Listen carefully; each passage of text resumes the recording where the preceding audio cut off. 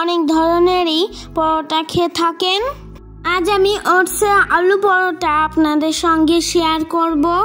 Oats পরোটার সাথে থাকছে গ্রিন চাটনি। বাচ্চা থেকে বুড়ো সবাই চেটে পুটে খাবে। ভালো লাগলে লাইক শেয়ার সাবস্ক্রাইব করার অনুরোধ রইল। শুরু করছি আজকের রেসিপি। মেজারমেন্ট কাপে 1 কাপ ওটস ও 2টো সেদ্ধ করা আলু।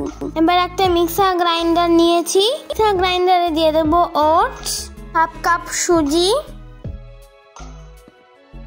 ওটস আর সুজিটা আমি গ্রাইন্ড করে নিয়েছি।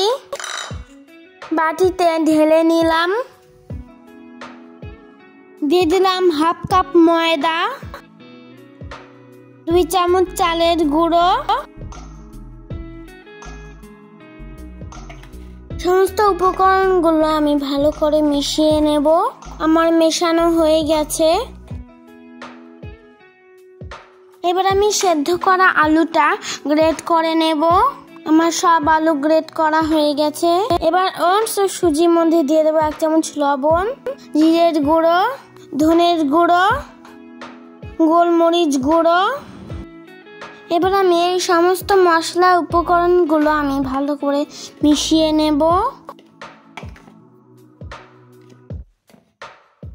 দিয়ে দেবো 1/2 চামচ হলুদ।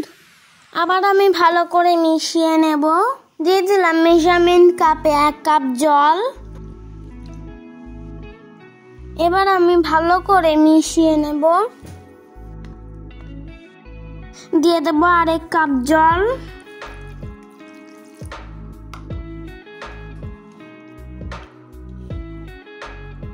এবার আমি ভালো করে সুন্দর করে মিশিয়ে একটা সুন্দর ব্যাটার তৈরি করে নিয়েছি।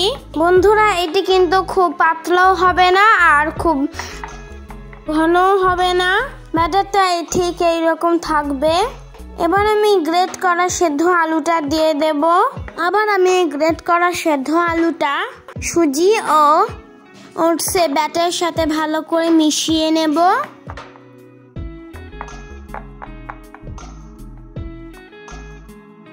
আমার মেশানো হয়ে গেছে। প্রথমে আমি দিয়ে দেব গাজর কুচি, পেঁয়াজ কুচি,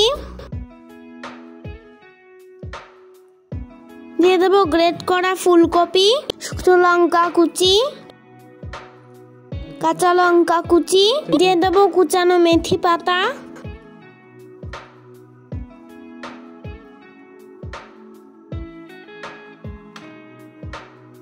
এবার আমি সমস্ত উপকরণগুলো ব্যাটারের সাথে ভালো করে মিশিয়ে নেব।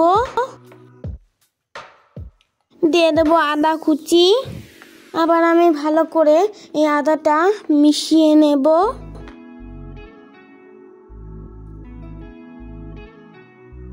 দিয়ে দেব পরিমাণ মতো লবণ ও 1/2 কাপ জল। যেহেতু সবজি দেওয়ায় ব্যাটারটা একটু গাঢ় হয়ে এসেছিল, তাই 1/2 কাপ জল দিয়ে দিলাম। আর লবণ কম হয়েছিল তাই একটু লবণ দিয়ে দিয়েছি। ব্যাটারটা এরকম ঘনত্ব থাকবে। 10 মিনিটের জন্য ঢেকে দিলাম। অন্যদিকে আমি গ্রিন চাটনির জন্য ধনে পাতাগুলো আমি আগেই ধুয়ে রেখেছিলাম। দিয়ে দেবো একটা টমেটো, দিয়ে দেবো 2টো শুকনো লঙ্কা ও 3টে কাঁচা লঙ্কা, দিয়ে দেবো 4 থেকে 5 কোয়া রসুন, 1 চামচ লবণ আর সামান্য জল। এবার আমি ভালো করে পেস্ট করে নেব। আমার গ্রিন চাটনিটা তৈরি হয়ে গেছে। একটা বাটিতে রেখে দিলাম। ফিরে এলাম 10 মিনিট পর। ঢাকনা তুলে নিয়েছি। ব্যাটারটা আরেকবার ফেটিয়ে নেব।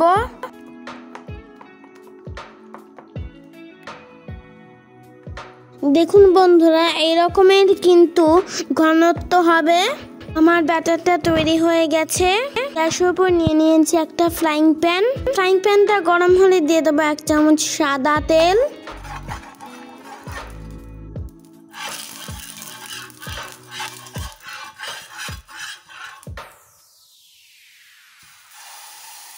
এবার আমি ফ্রাইং প্যানে 2 হাতা করে ব্যাটারটা দিয়ে দেব। দিয়ে এইভাবে হাতা দিয়ে সুন্দর করে পাতলা করে নেব।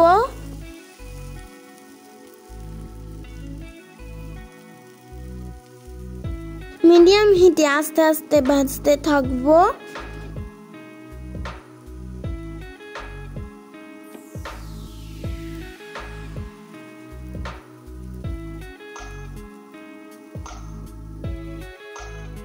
আমার এক পাশ ভাজা হয়ে গেছে, উল্টে নেব।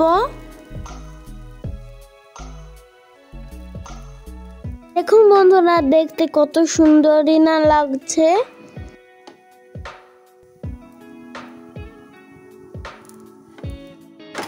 আরেকবার উল্টে ভেজে নেব। আমার একটা ভাজা হয়ে গেছে, নামিয়ে নেব।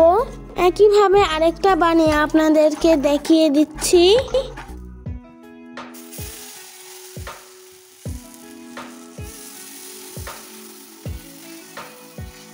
একইভাবে 2 হাতা ব্যাটার দিয়ে তার সাহায্যে ঘুরিয়ে ঘুরিয়ে পাতলা করে নেব।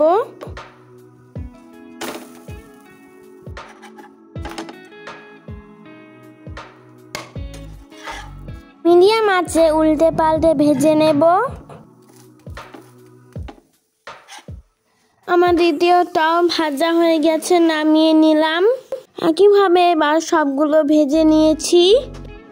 বন্ধুরা, এটি কিন্তু খুব একটি স্বাস্থ্যকর রেসিপি।